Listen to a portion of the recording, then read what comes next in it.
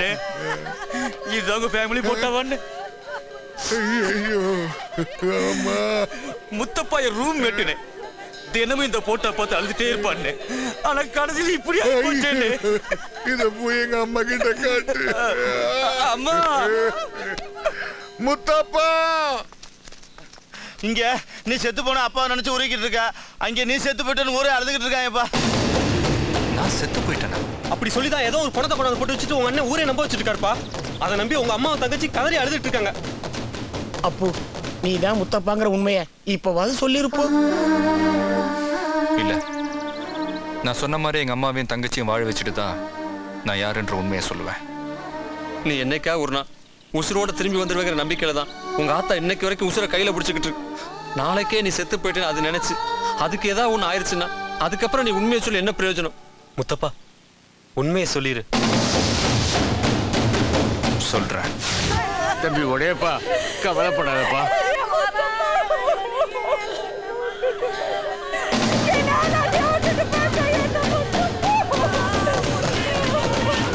அண்ணே, உன் தம்பி சாகலண்ணே. எந்த முட்டா பையனை சொன்னது உன் தம்பி செத்துட்டானே? உன் தம்பி உசுரோட தானே இருக்கான். நான் சொல்றேண்ணே, உன் தம்பி உசுரோட தானே இருக்கான். இந்த தம்பி செத்துட்டா உங்களுக்கு என்ன வேற தம்பியே கிடையாதா? நான் உங்களுக்கு தம்பி மாதிரி கிடையாதா? இந்த 4 பயலுங்க உங்களுக்கு தம்பி மாதிரி கிடையாதா? இந்த மாதிரி உங்களுக்கு 1000 தம்பிங்கண்ணே. நீங்க கவலைப்படாதீங்கண்ணே. ஊர் மக்களுக்கெல்லாம் ஒரு பெரிய உண்மையை சொல்ல போறேன். கவனமா கேட்டுக்கங்க. இது எல்லாமே நாடகம்.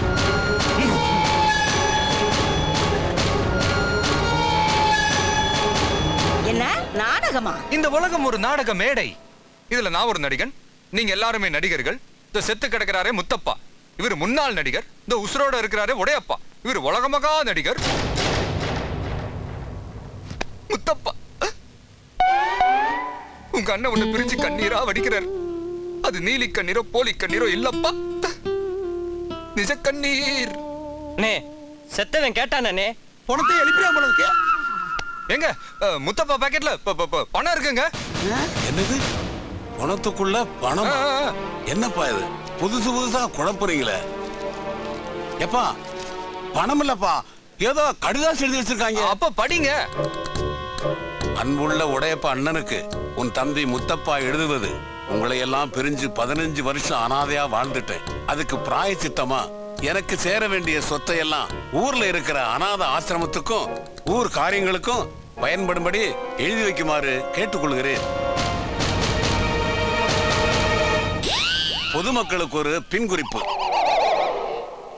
என் சொத்தையெல்லாம் எங்க அண்ணங்கிட்ட இருந்து அனாதைகளுக்கு எழுதி வாங்கினதுக்கு அப்புறம் தான் என்ன அடக்கம் செய்யணும். அப்படி செஞ்சா என் ஆத்மா சாந்தி அடையும். இப்படிக்கு முத்தப்பா. அப்புறம் என்ன உடையப்பா, உன் சொத்துல பாதிய அனாதைகளுக்கு எழுதி வச்சிரு. யோ, இது என் தம்பி எழுதுற கடிதாசு இல்லையா? இது உன் தம்பி தானே? ஆமா. இவன் பையில இருந்தா இந்த கடிதாசு எடுத்தேன். அதுக்கு இந்த தம்பி எழுதாம இந்த தம்பியா எழுதி வச்சாரு. இது பாருங்க, இது என் தம்பி கடிதாசம் இல்ல, அவன் கையெழுத்தும் இல்ல. நீ சொல்லலாயா? ஊர் எப்படி நம்பும்? நம்ப வைக்கிறேன்டி.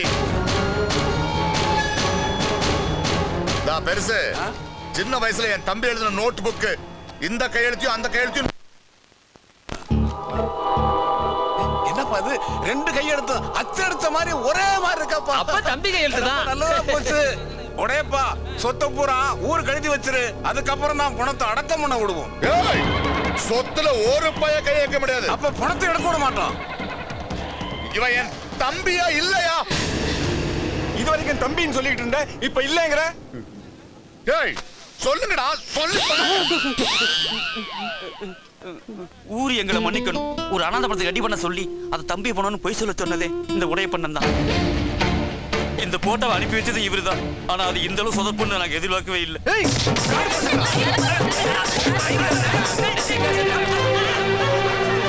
நாங்க என்ன பாவம் பண்ணோம் சொல்லு? அம்மாவை கொடுமைப்படுத்தின, என்ன கொடுமைப்படுத்தின? அண்ணன் எங்க நிம்மதியா வாழ்ந்துட்டு இருக்கா? அது உனக்கு பிடிக்கலையா? அண்ணனை போடுமா பாக்கணும்னு உனக்கு என்ன ஆசை சொல்லு? என்னடி கத்துற? யாருகிட்ட சவுண்ட் விடுறேன்? எடுக்கைய எடுக்கிறல. நீ யாருடா? நீ யாருடா? ஏய், என்னடி துள்ளுற? வர, வர. எடு கைய. ஏய், என்ன? நீ எடுக்கிறே இல்ல நான் எடுக்கவா? ஏய், இது என் குடும்ப விஷயம், நீ தலையிடாத. எதையா குடும்ப விஷயம்?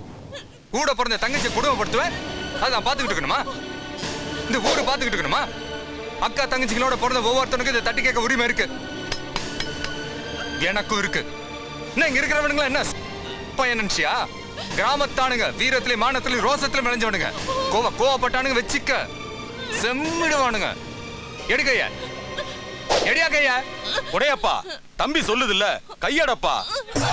அண்ணே விடுங்க அண்ணே. உடையப்பா முதல்ல கையெடுப்பா.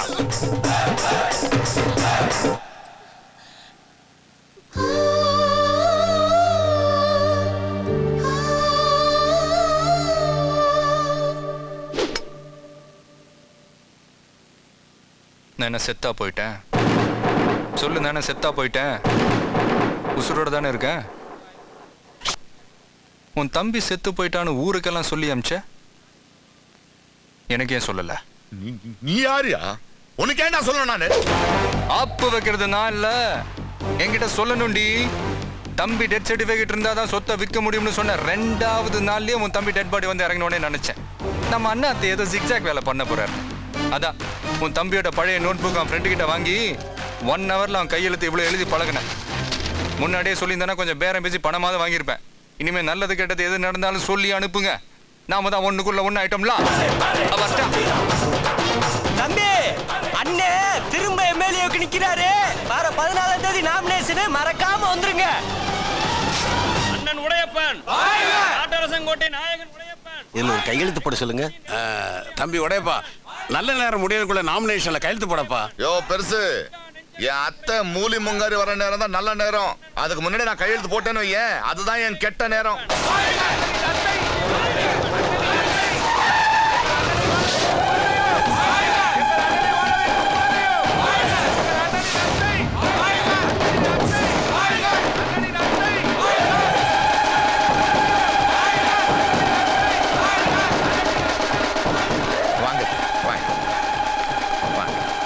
வாங்க தம்பி, அத்தை வந்துட்டாங்க. இந்தாங்க கையெழுத்து போடுங்க. யோ வேணா அங்க கூடியா கையால கொடுங்க அத்தை.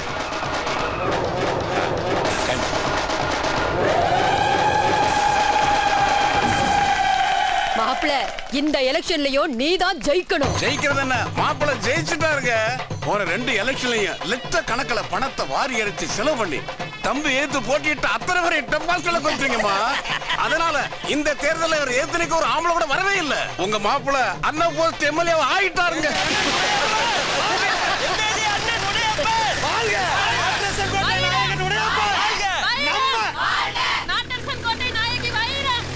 பொம்பளை வாழ்த்துறாங்க.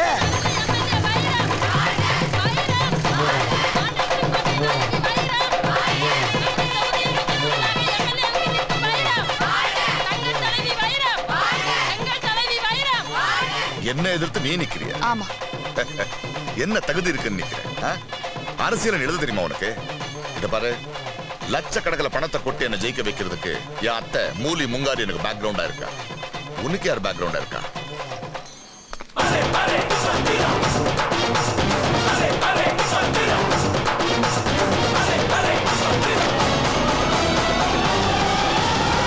வணக்கண்ணே.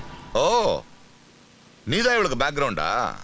இத பாரு, இந்த உடையப்ப பரம்பரை கோடீஸ்வரன், இவன் பிளாட்ஃபார்ம் பிச்சைக்காரி. அது அப்போ இப்போ லட்சாதிபதி. சிஸ்டர், எத்தனை லட்சம் இருக்குன்னு உங்க அண்ணன் கிட்ட காட்டுங்க.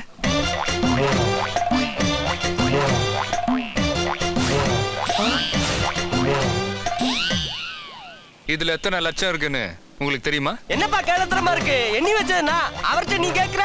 நானா ரோசக்காரே, ரவுண்டா 10 லட்சம் ரூபா இருக்கு. 1 ரூபா உறைஞ்சா கூட கால்ல அடக்குற செருப்ப கழட்டி. ஏய், கேட்டானா?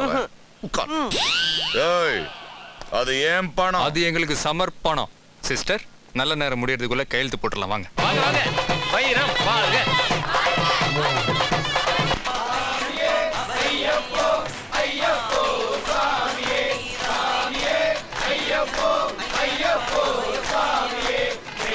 சாமி சரணம். சாமி சரணம்.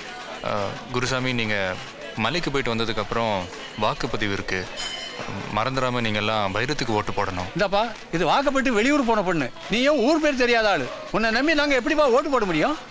உடையப்பன் நல்லவனோ கெட்டவனோ அவன் உள்ளூர்காரன், அவனுக்கு தான்ப்பா நாங்க ஓட்டு போட போறோம். தயவு செஞ்சு போயிட்டு வாப்பா.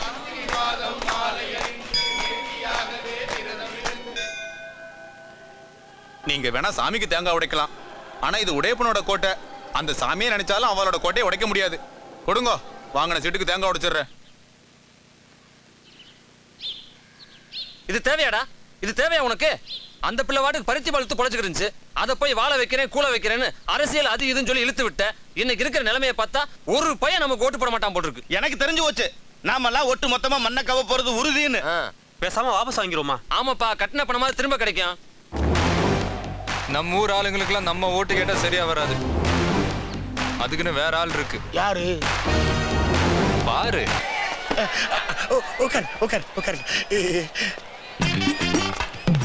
இந்தாங்க மேடம், விசிறிக்கங்க.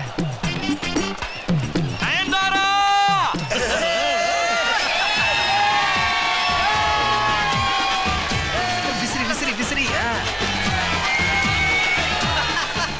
சரி நாங்கெல்லாம் விஜய்க்கு ஓட்டு போட்டுறோம்.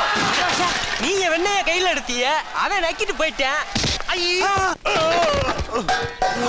டேய் சொல்லுங்கடா, அவ யாரும் தெரிஞ்சதா? அவ யாரும் தெரிஞ்சதா?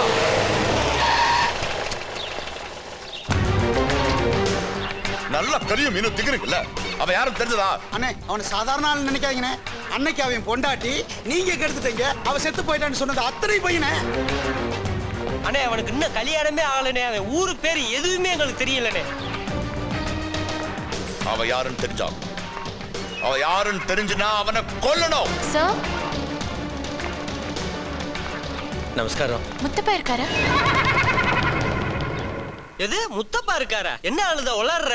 ஏங்க இது முத்தப்பா வீடு கிடையாது. என்னது முத்தப்பா வீடா?